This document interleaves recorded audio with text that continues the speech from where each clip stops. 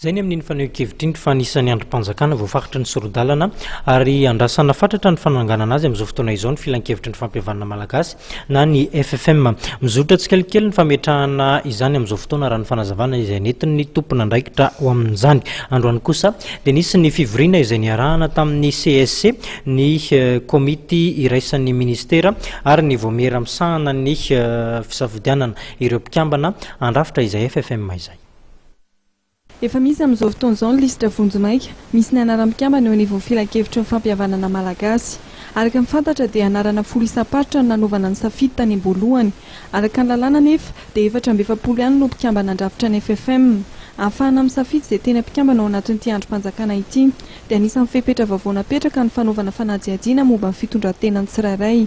Samy nanatanteraka izany na ny teo anivon'ny mpitandro filaminana na ny teo anivon'ny fitsarana.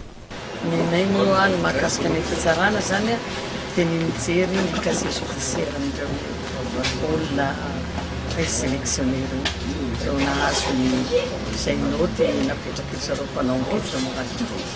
Izay zany manao vérification indray casier judiciaire Ny CSC izay napetraka ny filan-kevitry ny minisitra naramaso ny fametrahana ny FFM dia nilaza fa manara-dalàna ny fomba fisafidianana mpikambana eo anivon'ny FFM.